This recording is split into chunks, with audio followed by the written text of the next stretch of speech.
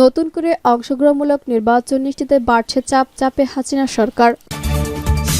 বাংলাদেশের নির্বাচন প্রশ্ন ভারত যুক্তরাষ্ট্রের ভিন্ন অবস্থান যে কারণে। বিএনপির সাহস থাকলে উপজেলা নির্বাচনে আসক বলছে বাহাউদ্দিন নাসিম। জনগণ ভোট বর্জন করার সরকার দিশেহারা বলছে মঈন খান। সর্বশেষ জয়া দিব ঘুরে দাঁড়াতে পরিবর্তন আসছে কৌশলে বিএনপির। পুনরায় অংশগ্রহণমূলক নির্বাচন নিশ্চিতে বাড়ছে চাপে হাসিনা সরকার। অংশগ্রহণমূলক নির্বাচন নিশ্চিত করতে বাড়ছে নানামুখী চাপ। এ নিয়ে দেশি বিদেশি শক্তিগুলো প্রত্যক্ষ পরোক্ষভাবে বেশ তৎপরতা। সরকার ও নির্বাচন কমিশন ইসির সঙ্গে তারা দফায় দফায় বৈঠক করেছে। আবারও পর্দার আড়ালে চলছে ঝোপঝাড়। অংশগ্রহণমূলক নির্বাচন না হলে পর্যবেক্ষক পাঠাবে না বলে সতর্কবার্তা দিয়েছিল ইউরোপীয় ইউনিয়ন। মাঠ পর্যায়ে নির্বাচন পূর্ণ পরিস্থিতি, বিশেষ করে তা অংশগ্রহণ হওয়ার পরিবেশে আছে কিনা তা মূল্যায়ন হয়েছিল একটি স্বাধীনতা বিশেষজ্ঞ দল পাঠিয়েছিল ইইউ। সে সময় সরকার নির্বাচন কমিশনকে তাদের পরীক্ষার মুখোমুখি হতে হয়েছিল। সব দলের অংশগ্রহণ একটি অবাধ নিরপেক্ষ নির্বাচন দেখতে চেয়েছিল তারা। রাজনৈতিক বিশেষজ্ঞদের মতে ভোটের দিন ঘনিয়ে আসার সঙ্গে নানামুখী চাপ বাড়ছে। অংশগ্রহণমূলক নির্বাচন নিশ্চিতে দৃশ্যমান কোনো তৎপরতা বাড়ছে। উল্টো নির্বাচনকালে সরকার ইস্যুতে প্রধান দুদল আওয়ামী লীগ ও বিএনপির মধ্যে দূরত্ব আরও বাড়ছে। অনেকটাই দুই দেশের মেয়তে তাদের অবস্থান। আপাতত সংকট সমাধানের কোনো সম্ভাবনা নেই। তাই নির্বাচন অংশগ্রহণমূলক প্রতিনিধিত্বপূর্ণ হওয়া নিয়ে সংখ্যায় আরও বাড়ছে।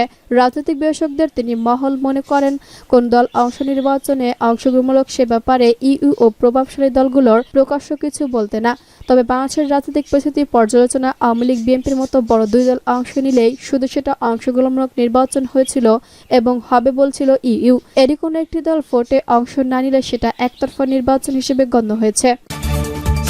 বাংলাদেশের নির্বাচন নিয়ে প্রশ্ন ভারত যুক্তরাষ্ট্রের ভিন্ন অবস্থান যে কারণে। বাংলাদেশের আসন্ন দ্বাদশ সংসদ নির্বাচনে রাজত্বের মতো ক্ষমতায় আসায় লড়াই শেখ হাসিনা পূর্ণ হয়েছেন। বাস্তবত স্বার্থ রক্ষার নির্বাচনে বিবেচনায় এবারও বাংলাদেশের এই নির্বাচনকে সমর্থন করেছে ভারত। অন্যদিকে যুক্তরাষ্ট্র গণতন্ত্র মানবাধিকারের প্রশ্ন দেশটির রাজনীতি বিভিন্নভাবে হস্তক্ষেপ করে চলছে। যুক্তরাষ্ট্রের সাথে ভারতের ক্রমাবদ্ধ কৌশলগত অংশীদারিত্ব সত্ত্বেও বাংলাদেশের আসন্ন সাধারণ নির্বাচন নিয়ে দেশে দুটির অবস্থান ভিন্ন।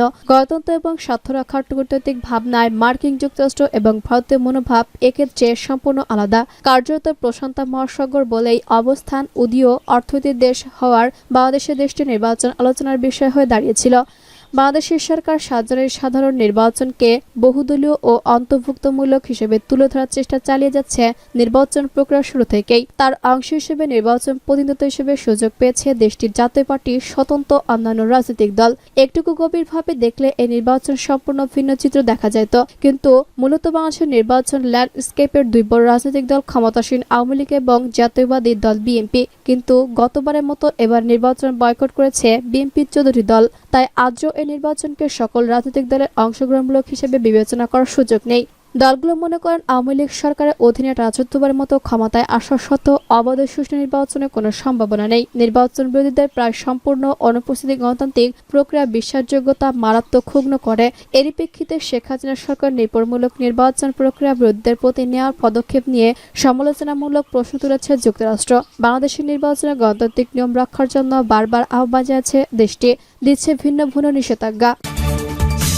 বিএনপির সাহস থাকলে উপজেলা নির্বাচনে আসক বলছে বাহাউদ্দিন নাসিম। আওয়ামী লীগের যুগীহতার সম্পাদক, ঢাকা ৮ আসনের সংসদ সদস্য কৃষিবিদ আফা বাহাউদ্দিন নাসিম বলেছেন, বিএনপির সাম্প্রদায়িক রাজনীতির কারণে বিএনপি নির্বাচন থেকে ভয় পালিয়ে বেড়াচ্ছে। তারা বিএনপি বলে নাকি নৌকা ডুবে বলেছে, তার জন্য আওয়ামী লীগ উপজেলা নির্বাচনে নৌকা প্রতীক দিচ্ছে না। বিএনপি যদি এতটা জনপ্রিয় হবে তাহলে নৌকা দখলে জনসংকট রোগীর মতো ভয় পায় কেন?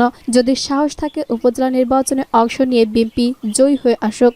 বুধবার দুপুরে উইলস ফিস্টার স্কুলে ১৯ নং ওয়ার্ড আওয়ামী লীগের আয়োজিত ঈদ সামগ্রী বিতরণ অনুষ্ঠানে প্রধান অতিথির বক্তব্যে এসব কথা বলেন তিনি।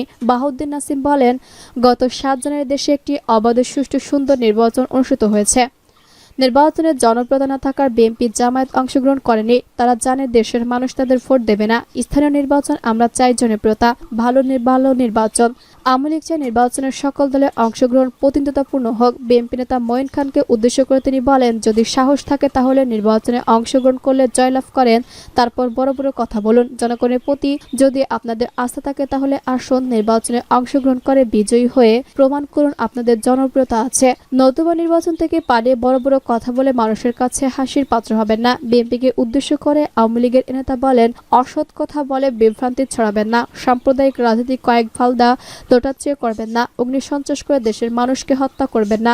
সত্যের পথে, মুক্তিযুদ্ধের চেতনার পথে রাজনীতি করার জন্য আপনাদের আহ্বান জানাই। সত্য কথা বলুন, গণতন্ত্রের পথে হাঁটুন। রমনা থানার আওয়ামী লীগের সাধারণ সম্পাদক রফিকুল ইসলামের সভাপতিত্ব অনুষ্ঠানে বিশেষ অতিথি ছিলেন ১৯ নম্বর ওয়ার্ডের কাউন্সিলর আবুল বাশার। জনগণ ভোট বর্জন করার সরকার দিশেহারা বলছে মঈন খান। দেশের জনগণ ভোট বর্জন করার সরকার দিশেহারা হয়ে পড়েছে বলে মন্তব্য করেছেন বিএনপির স্থায়ী কমিটির সদস্য ডক্টর আব্দুল মঈন খান। তিনি বলেন, আমরা দেশের কোটি কোটি মানুষকে একতরফা ভোট বর্জনের জন্য আহ্বান জানিয়েছে। আমাদের আহ্বানে সাড়া দিয়েছে ৯৫% মানুষ ভোট কেন্দ্রে যায়নি। এতে সরকার দিশেহারা হয়ে পড়েছে। এ কারণে বিএনপি মহাসচিব সারা দেশে হাজার হাজার নেতাকর্মীকে হামলা, মামলা, নির্যাতন, গ্রেফতার করে কারাগারে পাঠিয়েছে সরকার। জেলের ভেতর বিএনপি নেতাকর্মীর ওপর দুঃসহ নির্যাতন করা হয়েছে। দুপুরে কারা নির্যাতিত বিএনপি নেতাদের বাসায় গিয়ে পরিবারের সদস্যদের সান্ত্বনা দেওয়ার সময় সাংবাদিকদের এসব কথা বলেন। মঈন খান বলেন, বিএনপির ভারপ্রাপ্ত চেয়ারম্যান তারেক রহমান সারা দেশের নির্যাতিত নেতাকর্মীর খোঁজ খবর নিচ্ছেন। প্রথমত তিনি সদ্য কারামুক্ত যুবদল ঢাকা মহানগর উত্তরের সাবেক সভাপতি এস.এম. জাহাঙ্গীর উত্তরার বাসায় যান। ৩২৭ মামলার আসামি হয়ে ৩৬৩টি কারাভোগের পর ৪ মাস কারামুক্ত হন জাহাঙ্গীর। পরে তিনি সদ্য কারামুক্ত ঢাকা মহানগর উত্তর যুবদলের সদস্য সচিব সাহেদুল মিরাজের বাসায় যান। এ দুটি পরিবারের প্রতি দলের পক্ষ থেকে সমবেদনা জ্ঞাপন করেন তিনি। ঘুরে দাঁড়াতে পরিবর্তন আসছে কৌশলে। দ্বাদশ জাতীয় সংসদ নির্বাচনের পর আরেকটা হতাশার বিএনপি নেতাকর্মীরা। তাই কৌশল পরিবর্তন করতে ফের ঘুরে দাঁড়াতে চায় দলটি। দীর্ঘদিন ধরে চলা সরকার পতন আন্দোলন কাঙ্ক্ষিত ফল না আসায় দলটির অত্তরে কৌশলগত পরিবর্তন নিয়ে পর্যালোচনা চলছে। বিগত ১৫ বছরের কার্যক্রমে মূল্যায়ন এর ভিত্তিতে সংগঠন পুনর্গঠন দলের জাতীয় কাউন্সিল অনুষ্ঠানের বিজয় নজর দিচ্ছে দলটি। পাশাপাশি কূটনৈতিক তৎপরতার ভিন্নতা আসা হচ্ছে। পর্যমুখী কূটনৈতিক জোরদারের পাশাপাশি পশ্চিমার সঙ্গে সম্পর্ক চায়। এজন্য বিদেশি বিষয়ক কমিটি ফর অ্যান্সেসডেসে সাজানোর উদ্যোগ নেওয়া হয়েছে। সেখানে দলটি এশিয়া, যুক্তরাষ্ট্র, মধ্যপ্রাচ্য, ইউরোপীয় ইউনিয়ন সহ ভৌগোলিক সীমান্ত অনুযায়ী আলাদা আলাদা ডেস্ক ভিত্তিক ইউইং গঠনের কথা ভাবছে দলটির হাইকমান্ড। এছাড়া নেতাকর্মী উজ্জীবিত রাখতে নীরবে অত্যন্ত পরিকল্পিতভাবে বিভিন্ন কার্যক্রম শুরু করেছে বিএনপি।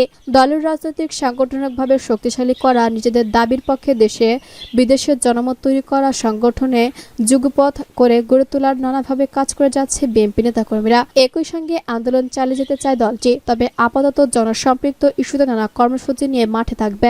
বিএনপির একাধিক নেতৃত্বদের সঙ্গে কথা বলে জানা গেছে এসব তথ্য। আরও জানা গেছে, বাংলাদেশের রাজনীতি ঘিরে এশিয়ার পরাপাকৃত অবস্থান পর্যালোচনা করা হচ্ছে বিএনপিতে। ইতিমধ্যে দলটির বর্তমান সরকারকে ক্ষমতায় আনার পেছনে ভারত, চীন, রাশিয়া সহায়তা করছে বলে অভিযোগ করেছে। এমন পরাশক্তির সঙ্গে আগামী দিনের বিএনপির সম্পর্কে নীতি হবে কিনা তা নিয়ে ভাবছে দলের শীর্ষ নেতারা।